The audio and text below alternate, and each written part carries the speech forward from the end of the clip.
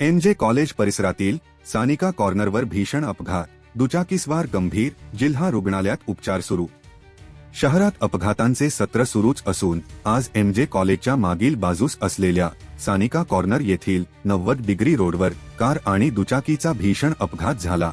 हा अपघात इतका जोरदार होता की कारच्या एअरबॅग्स उघडल्या तर दुचाकीस्वार जखमी झाला आहे। मिळालेल्या माहितीनुसार एमजे कॉलेजच्या मागच्या बाजूला असलेल्या सानिका कॉर्नर जवळील 90 डिग्री रोडवर एक चारचाकी कार आणि दुचाकी यांच्यात जोरदार धडक झाली। कारचा वेग जास्त असल्याने धडक लागताच कारच्या एअरबॅग्स उघडल्या, ज्यामुळे कार चालकाचा बचाव झाला। मात्र या धडकेत दुचाकी चालक फेकला गेल्याने तो जखमी झाला आहे।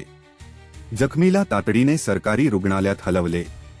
अपघातानंतर परिसरातील नागरिकांनी तातडीने धाव घेत मदतीचा हात दिला। जखमी दुचाकीस्वाराची प्रकृती चिंताजनक असल्याने त्याला रुग्णवाहिकेतून तातडीने जळगावच्या जिल्हा सरकारी रुग्णालयात उपचारासाठी दाखल करण्यात आले आहे। तेथे डॉक्टरांचे पथक त्याच्यावर उपचार करत आहे।